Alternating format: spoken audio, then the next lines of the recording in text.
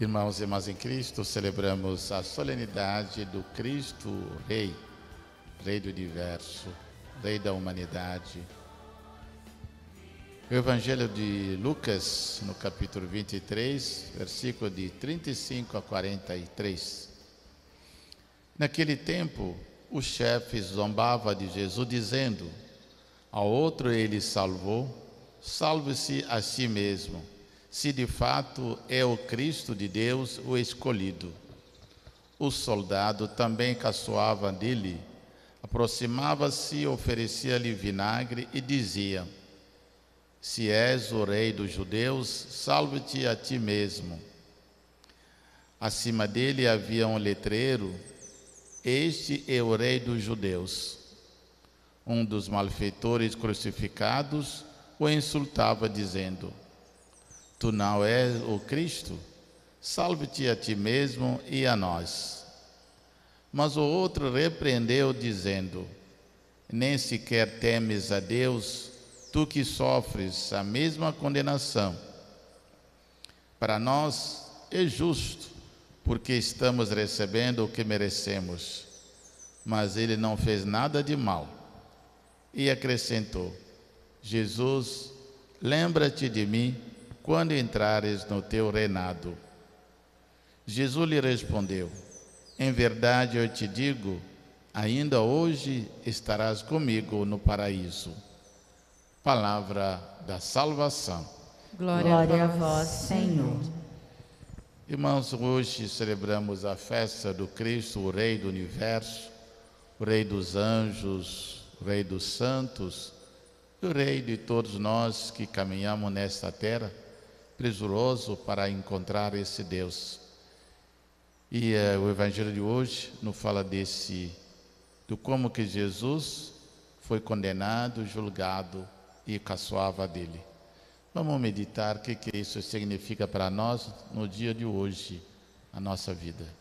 Padre, o Evangelho diz que os chefes zombavam de Jesus, dizendo: a outros ele salvou, salve a si mesmo, se de fato é o Cristo de Deus, o escolhido. Por que fala dos chefes e não do povo? E qual a ligação entre o Cristo e o escolhido? É interessante nesse evangelho, e fala dos chefes, e o povo, ele está ali em uma massa de manobra, e o povo é levado pelos chefes. Então são os chefes que zombavam e o povo teria que acompanhar, como nós vemos muitas vezes na Sexta-feira Santa, e aquilo que o povo os chefes estão dizendo, impulsionando o povo vai, crucifica. O povo é uma massa de manobra, é uma massa que no domingo de Ramos vai dizer Hosanaê, Hosanaê, porque alguns líderes estão dizendo: esse é o Filho de Deus, esse é o Rei de Israel, e de repente ele também muda. É muito levado, muito fácil, parece que não tem opinião própria. E isso pode refletir dos nossos tempos. Muita coisa acontece, o povo que ainda não amadureceu na sua fé ou no conhecimento da sua caminhada, fica à mercê dos grandes e dos poderosos. No caso aqui são os chefes que estavam um pouco impulsionando, levando aqui e ali. E o Cristo, já a profecia de Isaías, como o Antigo Testamento, vinha mostrando que o Cristo é o Salvador, ele virá, e ele é o escolhido, não é todo qualquer profeta que tem essa capacidade. Então é aquele que é escolhido por Deus. Portanto, o escolhido é o nome que cabe diretamente ao Cristo, que é o ungido de Deus. E essa unção nós vemos também no dia do batismo, quando ele saiu das águas de Jordão, a palavra de Deus, que os céus se abriram, o Espírito Santo desceu sobre ele com a forma de pomba, ele foi ungido, e uma voz se diz: esse é o meu filho muito amado, em quem eu tenho a minha grande alegria. Então, ele é o Cristo, ele é o escolhido de Deus, não foi qualquer profeta, não foi qualquer um anjo, mas o próprio Filho de Deus, o escolhido. E ele não pode ser vencido. Mas essas pessoas sabiam, pela leitura, pela palavra, que o escolhido de Deus, ele não vai ser vencido. Agora ele coloca uma dúvida: se é o Cristo, se é o escolhido, então você tem que vencer. Mas não, Jesus não vai fazer as coisas porque é pressionado, mas tem que ser por segundo a vontade de Deus, é o tempo de Deus. É isso mesmo. Padre, os soldados caçoavam de Jesus e lhe ofereciam vinagre. Qual é o lugar dos soldados na morte de Cristo? Os soldados são primeiro para a segurança, para a proteção. Em muitos países, os soldados têm essa proteção, a defesa do país, a defesa das fronteiras, mas também os soldados é uma força de repressão, na mão do governo, na mão daquele governo. Então aqui eles estão obedecendo aos chefes, eles estão fazendo exatamente o que os chefes estão querendo que fizessem. Os chefes entregaram Jesus aos soldados, e os soldados vão fazer a vontade dos chefes, até dar o vinagre. Porque vinagre, aquele que realmente não é vinho, porque os chefes, os reis, tinham que tomar vinho delicioso, como lemos muito salmo. O rei Salomão, bebia vinho de qualidade, que é o rei, mas a ele vão dar vinagre, alguma coisa mais, que digamos assim, mais forte, não forte no sentido de bebida, que tenha um sabor, não, mas aquele que vai ainda machucar, arruinar a garganta, vai castigar mais. Então, e desprezo, os soldados são usados como meio de repressão, o meio de humilhação, de desprezo do homem que é Deus. Padre, um malfeitor crucificado disse a Jesus: se és o Cristo, salva-te a ti mesmo e a nós. Por que ele teve coragem de insultar Jesus?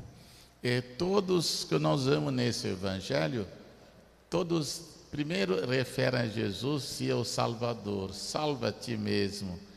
De uma certa maneira, eles acreditam no que o Salvador, o Cristo, que vier, ele vai salvar a humanidade e ninguém vai poder nada, não vai poder nada contra ele. Esse homem, esse malfeitor, ele está preocupado com a sua, não salvação espiritual ou da alma, mas ele quer ser a libertação no sentido de estar livre, não ficar mais na cadeia e também escapar da morte. Se Jesus, como ele coloca a condição, se é o Cristo, se Jesus se salvar, vai salvar também a ele. Aí ele se sentirá mais livre. Certamente continuaria por aí roubando, matando mais gente. Mas ele é egoísta, ele está preocupado consigo mesmo. Ele está dizendo: salva a ti mesmo e a nós também, para ele se sentir livre.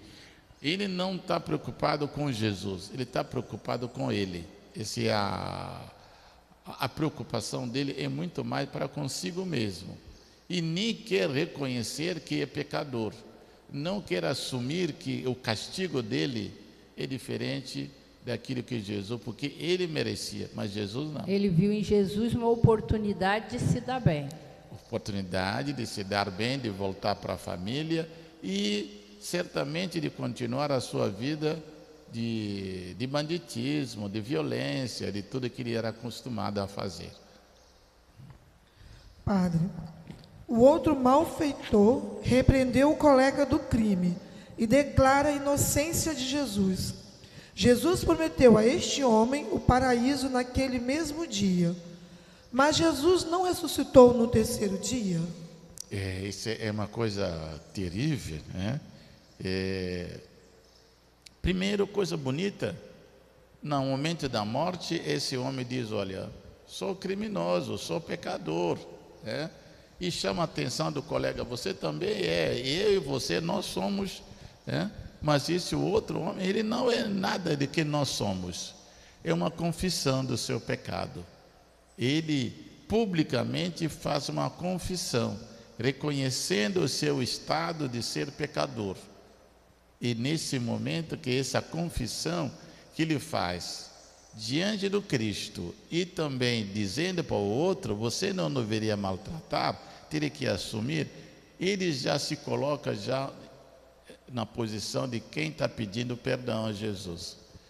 E mais uma vez que ele já reconheceu o pecado, que ele apresentou o seu arrependimento, ele agora faz uma proposta para Jesus: me liberta, mas não se esqueça de mim quando estiver no teu reinado, no teu reino.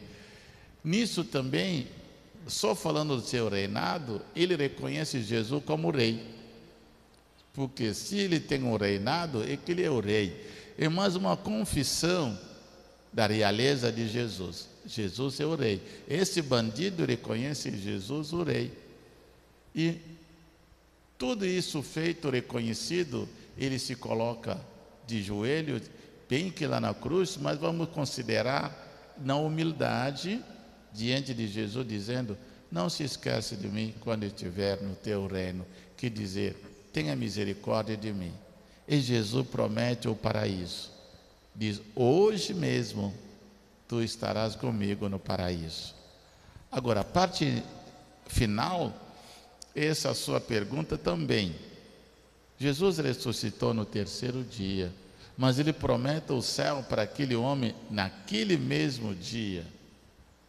Às vezes nós fazemos uma separação, como se Jesus encarnado, vivendo na terra, tivesse deixado a Santíssima Trindade. Ele nunca deixou. Mesmo estando nessa vida, nessa terra, do tempo que ele andou, ele sempre permaneceu junto ao Pai, junto ao Espírito Santo. Sempre ficou na Santíssima Trindade, no céu. Então, ele pode prometer entrar, colocar quem quisesse no céu, porque ele está permanentemente no céu. Ele nunca deixou o céu. Então, se ele diz: hoje mesmo tu estarás comigo no paraíso, é hoje mesmo. Agora, no terceiro dia, é o dia da manifestação do túmulo aberto, do túmulo vazio, né? A palavra de Deus nos diz: aquele dia foi enterrado. Mas as pessoas só voltaram para olhar o túmulo no terceiro dia, porque tinha festa e ninguém podia ir ao túmulo, à sepultura. Aí no terceiro dia que a festa já passou, as mulheres foram de madrugada, tentando terminar o rito fúnebre que não foi completo, e que vão encontrar o túmulo vazio. Agora, ele se levantou da morte no terceiro dia, ele tinha prometido, mas no terceiro dia que eles vieram ver também o túmulo vazio. Mas talvez a questão nossa seja o quê? Ele permanente está no céu, mesmo enquanto estava na sua missão terrestre. Então, e a morte de cruz não afastou a divindade dele em nenhum momento. Em nenhum momento o corpo, o Cristo que morre, mas ele permanece eternamente, porque ele é alfa e ômega. Então não tem ruptura em Cristo, como se criasse um vazio. Não tem nenhum vazio na sua própria, que nós podemos dizer, existência. Existência é a existência eterna, sempre. Nós temos um início e um fim, mas ele não tem início, ele não tem fim, e não tem um corte na vida. Nós vemos e enxergamos isso de maneira humana, morremos como se tivesse acabado. A verdade, a vida continua. É o corpo que volta ao pó, como do pó nós viemos. Que essa festa do Cristo Rei seja uma grande alegria para cada família. Reconhecemos Jesus, o vencedor, o Rei que vem nos salvar. Que salva a sua família, salva a nossa igreja na missão. Deus nos abençoe. Ele que é Pai, Filho e o Espírito Santo. Amém. Amém.